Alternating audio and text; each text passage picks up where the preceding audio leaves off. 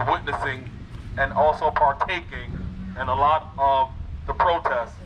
Live and direct from Brooklyn, we have my brother Martin.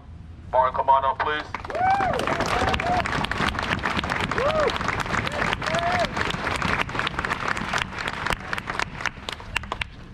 First of all,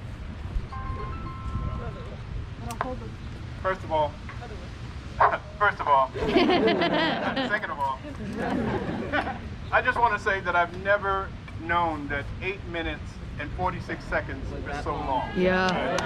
Yep. We were shaking in our knees. I can just imagine the unbearable situation. I can just imagine the unbearable situation that George Floyd went through for 8 minutes and 46 seconds. Yeah. That's a telling thing. But I wanted to start by saying I didn't expect to speak here. I just came to support my family.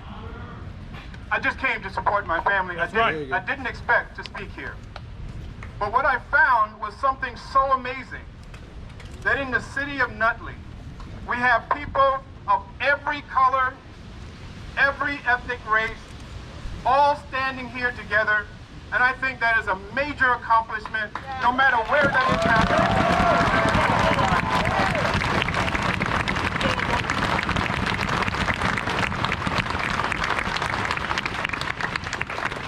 I think this has been said that it's not a black thing. It's not a black thing. It's an American thing. It is time for America to say we're better than this. Right. We can do better than this.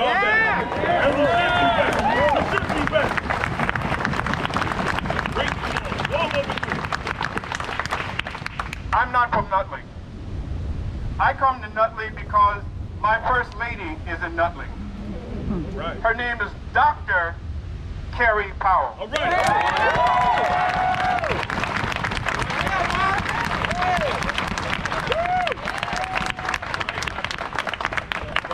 What you're seeing right here is a first responder. Yes. A healthcare provider.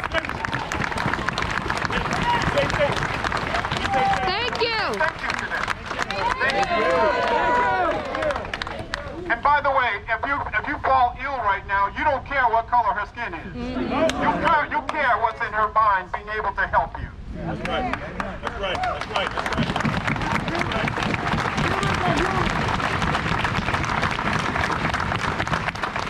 So first of all, I'd like to thank the mayor of Nutley for being here.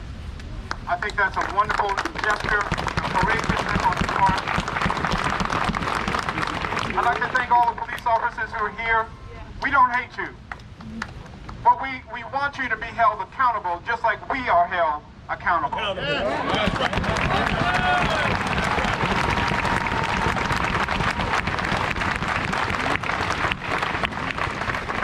You know, the Bible says, I have been young, and now I'm old.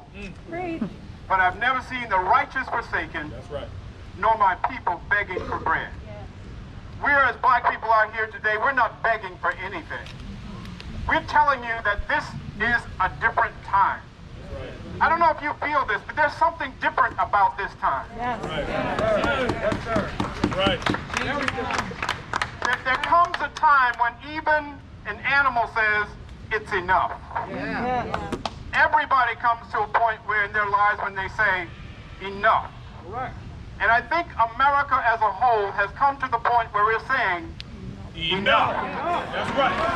Enough is enough.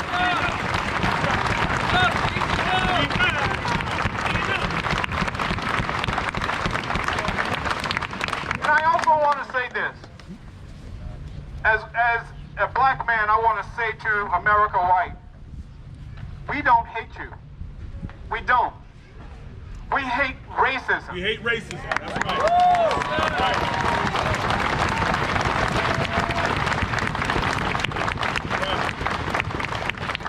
And to use a cliche, some of my best friends are white.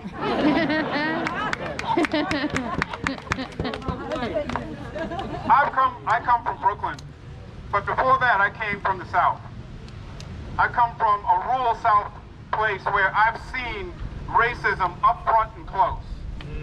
as a man who is now in my 50s, I can tell you some things about police brutality. I can tell you some things about having to drink from blacks only or whites only fountains. I can tell you some things about that. It still hurts me after all of these years. I can tell you some things about that. And what I've found is there's two types of racism. There's emotional or social racism, and then there's legislational or institutional racism. That's right. That's right. That's right. Racism that happens socially is a matter of the heart. That takes time to change, and I think that time is starting right now. Right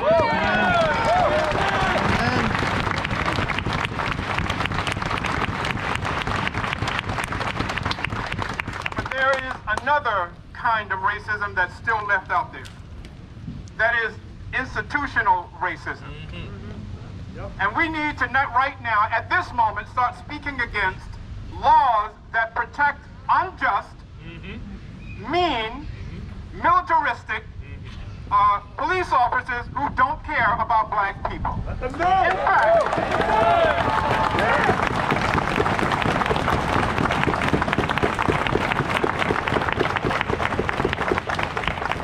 In fact, they don't care about white people. They don't care about white people. All they care about is institutionalizing their meanness, nastiness, and their sense of power and privilege over everybody they come in contact with.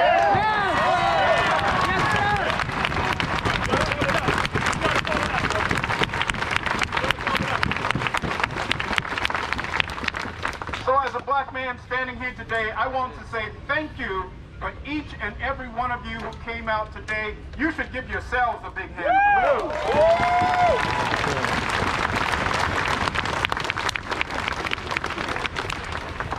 Finally, the time is now. We cannot go back to our easy chairs and say, I had a good time. We cannot go back to our times when we were uninformed and we didn't care and we were in our own personal lives and that was enough for us.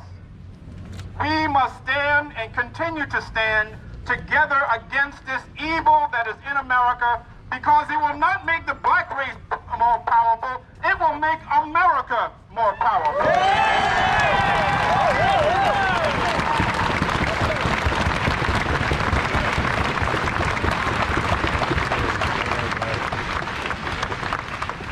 So as I leave you today, I want to quote from one of my favorite black poems. It's a poem by Fleecy Locks.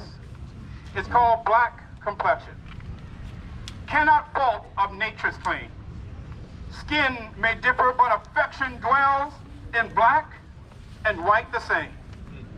Were I so tall as to reach the pole, or to grasp at the ocean at a span, I must be measured by my soul. The mind is a standard of the man.